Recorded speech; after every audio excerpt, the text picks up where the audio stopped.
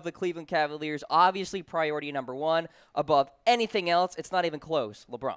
Yeah, it is LeBron. Obviously, with the Cavs, it's LeBron, it's LeBron, it's LeBron. Like, their only free agent this year that they need to care about is LeBron James. And it's just, it's so interesting to me with how much they need LeBron back next year that they didn't listen to him at the trade deadline. Our number one rumor, which kind of came out yesterday and the day before that as well, LeBron wanted DeAndre Jordan. We're going to give this one three heads. He wanted the Cavs to trade for him. This was coming from Tyronn Lue as well. They both wanted DeAndre. Why? They desperately needed a rim protector. Tristan Thompson is not a rim protector. He's an okay post defender, but he can't block shots. He's not a rim defender. Those are two different things. So instead of trading for DeAndre Jordan, they trade for George Hill and Rodney Hood and Larry Nance Just and as good, Jordan right? Clarkson.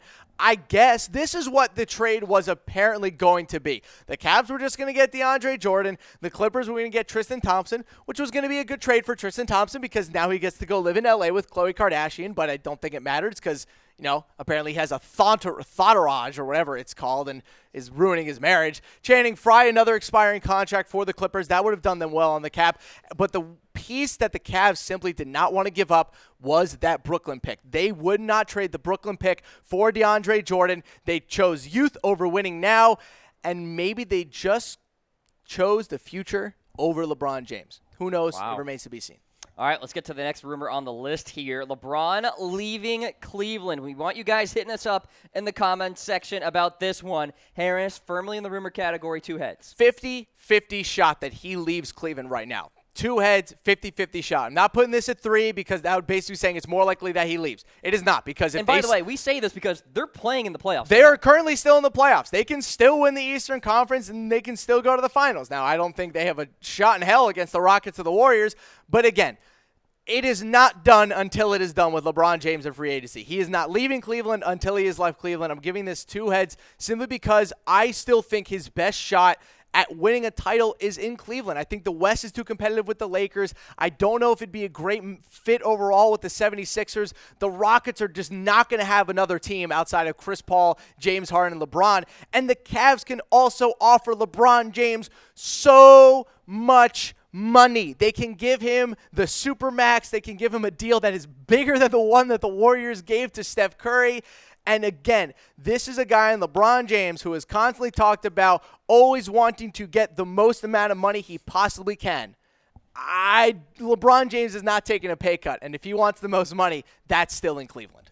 All right, so two crying Jordans there. Let's get to rumor number 3 here. Cavs taking Michael Porter Jr., Harris, in the draft. Now, this is coming from us. This was from our mock draft after the draft lottery 2 days ago now. Yes, 2 days ago now. We're giving this one two heads like we do with any NBA draft prospect coming in with a specific team. We mocked him there because I think it's a perfect landing spot. He'd be a good player to replace LeBron if he does end up leaving. He has a lot of potential, so much ability when he's healthy. He did miss most of Mac's season with back surgery. That was rough. I mean, he had spinal surgery. They put into question whether he was ever going to play basketball again, but the kid is tough. He came back from spinal surgery and ended up playing in the SEC tournament and one of the games in March Madness. Now, credit, he didn't look very good because he hadn't played basketball all season, but just a very strong kid coming back this year. I think he'd be a good fit. The real question for the Cavs, is he going to be on the board when they pick? A lot of teams are insanely high on him. I would not be surprised if he also goes top 5.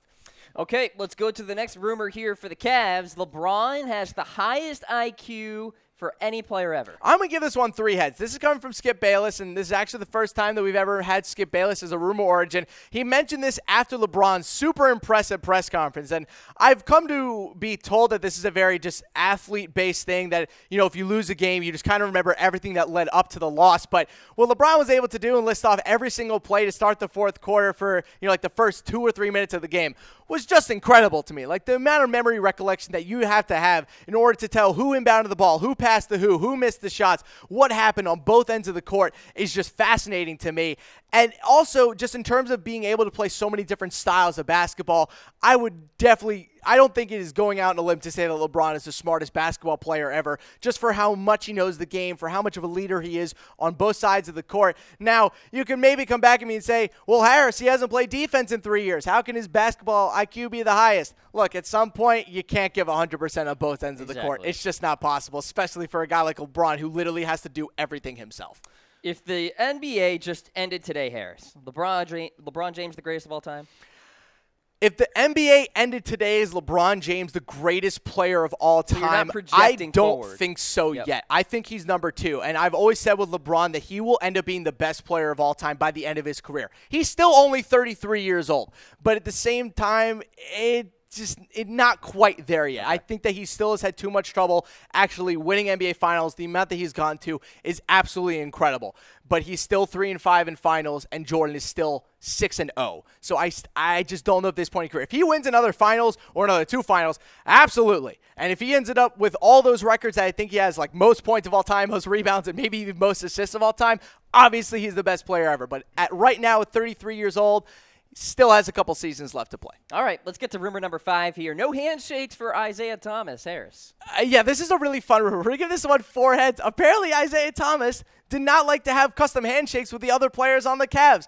It really pissed off Kevin Love because when he came back, Kevin Love was like, hey, let's get you some, fun handshakes with the team. And Isaiah Thomas said to his face, that's not what I do. I just score the basketball. So they got along well. No. I think what ended up happening, I think Isaiah Thomas got so used to how things were in Boston, just like so no-nonsense, Brad Stevens, basketball, that when he went to the Cavs and they like to have a little bit more fun, they're a little bit more laid back. Obviously, they have a little bit more success in the playoffs over the past couple of years than the Celtics do, so they're a little bit more casual when they're training and also in the regular season than the Celtics are. I just think environmentally, the two teams are so different. All right, that's rumor number 5 there. 4 crying Jordans. Let's get to 6. Anfernee Simons coming to Cleveland here, Harris. Yeah, and I think this is a very big possibility. I'm going to give this one 2 heads. Now, when it comes to the Cleveland Cavaliers and getting him, they're going to have to move back in the draft. Now, I don't think that's completely out of the question, especially if they try to keep, or especially if they keep LeBron James somehow, and they want to maybe move that Brooklyn pick to get another star in the draft to bring in for LeBron and also stay in the first round. I think they could find a way to stay in the early 20s and still, get a player to come in.